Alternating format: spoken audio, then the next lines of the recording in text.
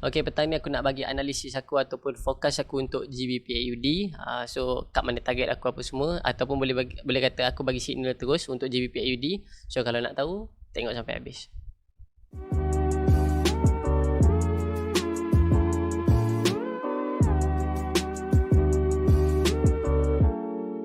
Okay, hi guys, what's up? Fokion Asia, welcome back to video aku lah. Tak ada video orang lain. So petang ni aku tak ada nak ajar basic forex ke apa benda. Aku just nak tunjuk analisis ataupun fokus aku untuk GBP AUD. Sebab aku buat webinar dengan student aku hari Sabtu itu banyak potensi-potensi pair yang menarik untuk boleh terus pergi dengan cantik. So contohnya macam UCAT lah. UCAT pun dah pergi, dah berambus lah. Aku tak sempat masuk sebab bangun lambat. So untuk GBP AUD ni ada nampak peluang dan aku nak share. Selebihnya keputusan kat tangan korang. Alright, so macam biasa kita pergi ke GBP AUD terus. Kita pergi ke GBP AUD. So aku guna trading view lah macam biasa, senang, malas nak pakai iPad dah. Alright, GBP AUD, apa potensi yang aku nampak ialah macam kau nampak kat sini, aku target untuk buy position. Cuba sebut buy position. Sebab apa? Pertama, dekat daily, kita buka daily dulu. Aku tak, ini bukan SOP aku untuk daily ni apa semua, tapi takut korang nak detail sangat kan. So aku bagilah detail. So untuk daily, first untuk daily dalam beberapa hari ni, dalam seminggu lepas, tak ada satu pun seller berjaya masuk dengan cantik. Tak ada pun seller tak ada berjaya masuk dengan cantik. Walaupun ada kelebihan dekat indikator, walaupun ada divergent dekat indikator. Siapa yang tahu divergent, dia tahulah. Kalau tak tahu, aku tak nak explain sekarang, panjang kan. So walaupun ada, tapi kita biar dulu indikator ni, sebab indikator adalah second hand data. Tak apa, tak faham. Ni aku nak tunjuk analisis aku untuk secara technical analysis. GBP AUD tak ada pun seller berjaya masuk dalam beberapa hari. Minggu lepas pun tak ada. So hari ni hari Isnin, daily kita boleh nampak satu momentum harga yang Jumaat, yang yang hari Khamis. Lepas tu Jumaat, satu merah ni, candle bearish ni tak boleh nak beat. So hari ni Isnin, aku tengok kat H4, structure pertama sekali confirm daily dengan H4 semua bagi uptrend. So bila uptrend macam aku ajar dekat video basic, bila uptrend punya structure direction buy, kita nak masuk position buy.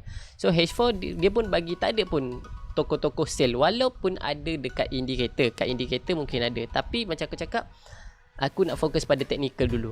So technical, walaupun H4 ni tak break lagi, ni H4 ni dia tak break lagi line ni, kita boleh marking kat sini, line ni dia tak break lagi, tapi target aku based on aku punya experience, aku target dekat mata aku dia nak go up lagi. So dekat H1 pula adanya resistance breakout. Kat sini kat H1 kita ada resistance yang telah di breakout kan. Ini adalah resistance, korang pun tahulah resistance kan. Okay, ini adalah resistance.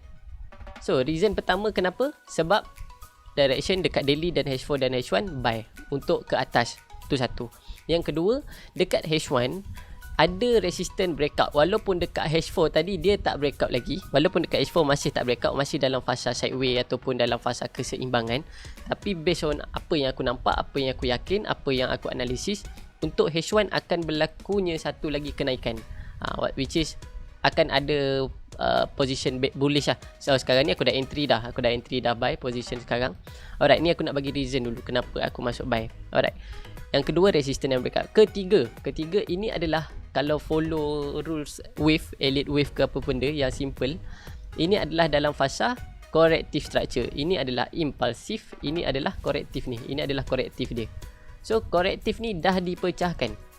Korektif ni dah breakout. So bila korektif dah di breakout, target kita adalah akan ada satu lagi movement impulsif. Kalau nak ambil TP, ambil je macam ni. Ambil je macam ni TP. Movement yang sama dengan movement yang datang sebelum dia ni, movement yang ni. So itu kalau pakai konsep impulsif dan korektif, which is ada berlaku. Ni contoh. Ni contoh impulsif, nampak korektif. Korektif pun datang balik impulsif. So benda-benda yang berulang. So kita letak benda tu dalam kita punya analisis. So H1 dia dah breakout resistance, dengan dia sama dengan dia breakout corrective structure. So relevant untuk kita masuk position buy lah. So kalau based on aku punya experience pun tak kisahlah, aku pun dah masuk dah buy, tak payah cerita banyak, aku dah masuk dah buy sekarang ni. Dan kat mana TP dan stop loss? Stop loss boleh ambil dekat sini. Stop loss ambil je kat sini, ataupun kedua dekat sini.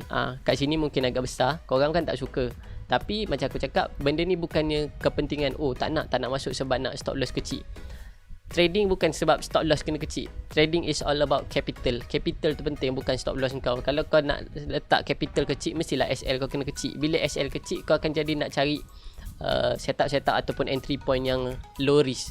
Tapi sebab tu cakap SL bukan keutamaan, tapi adalah capital. Capital lah kena baik untuk start trading. Trading ni bukan game yang kau nak main gitu-gitu je. So kalau kat sini pun SL dalam berapa pip ni? 40 pip ada ni, 45 pip. 46 pip, 50 pip. Okey, katakanlah ambil genap 50 pip daripada sini. Kalau kau letak lot 0.01 pun, kalau hit SL baru loss $5. $5 daripada $100. Let's say lah average most of trader deposit $100. $5 loss daripada $100. So TP pula kat sini berapa target kita? TP kalau ikut movement ni, ikut movement ni, kita ambil dalam 148 pip, 145 pip. Dah berapa dah tu? Sebab kita ambil movement yang ni tadi. Kita ambil movement yang sama dengan sebelum dia buat corrective structure. Ni movement impulsif, movement kenaikan. Kita ambil sama banyak dengan yang itu.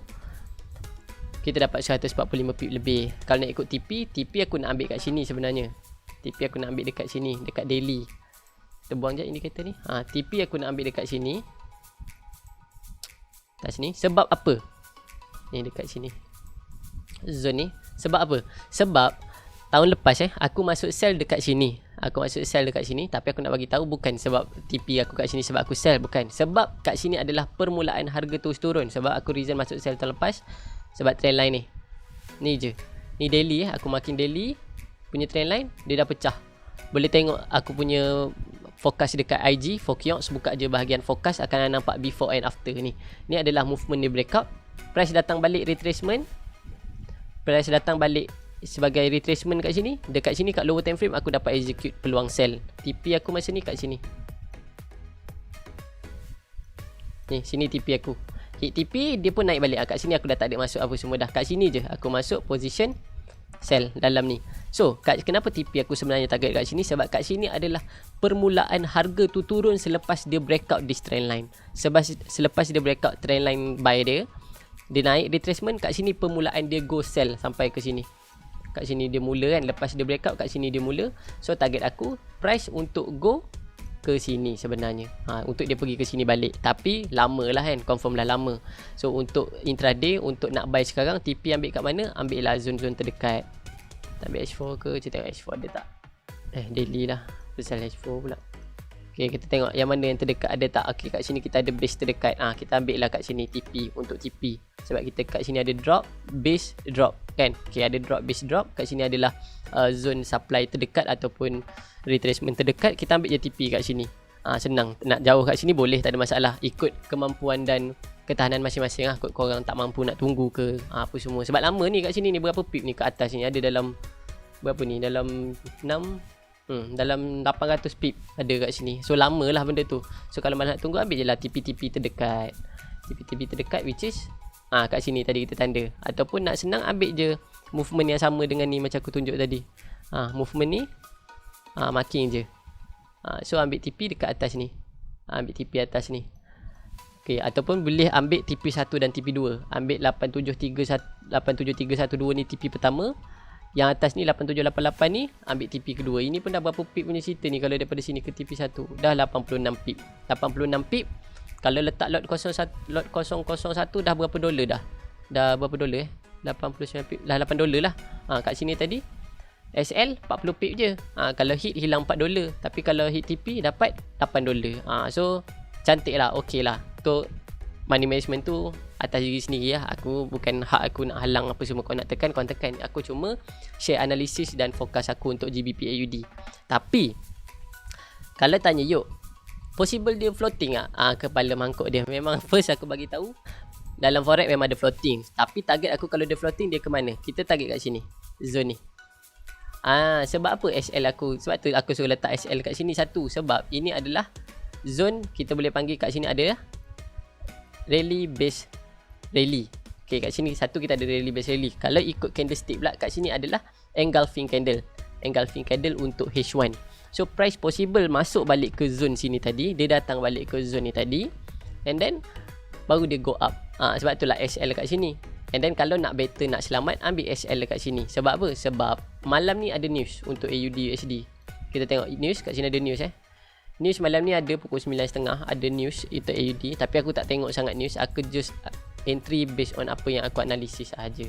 So untuk target aku GBP AUD untuk buy position. Nak masuk buy sekarang boleh, tak ada masalah. Ambil SL kat sini 18 berapa pip ni, dia dah makin turun ni, dah berapa pip, dah 39 pip, 40 pip genapkan. Maksudnya kalau kau letak lot 00, takut ada yang tak faham lah. Kalau letak lot 0.02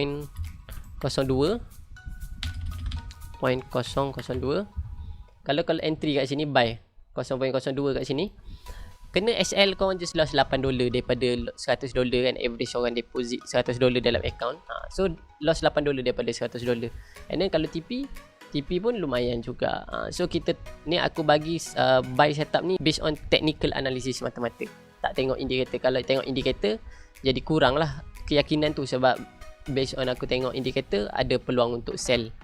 Cuma kalau aku tengok technical, kita fokus pada buy dulu, sebab ini tak nak cakap lebih-lebih lah, sebab masuk je buy. Kalau SL biarlah SL kan. Nak buat macam mana nanti kita cover lain lah. So untuk GBP AUD, target aku untuk buy position, tapi apa-apa pun fokus dan utamakan pada analisis anda masing-masing. Aku cuma bagi pendapat aku cuma bagi analisis aku, tak paksa untuk sesiapa untuk ikut. So tapi aku dah masuk dah pun buy. Sekarang ni dia tengah floating lah, sebab dia tengah turun. Target aku dia akan turun floating sikit, dan kita tunggulah esok ke malam ni ke ada news ke dia akan pacak naik ke, kita tak tahu. So pusamnya muka. Okay, itu je untuk aku GBP AUD punya analisis. Aku harap bermanfaat dan dapat something daripada sini, dan aku harap kalau siapa yang follow aku pun harap dia profit lah. So itu je daripada aku. Good luck, all the best and God bless. Thank you. GBP AUD buy.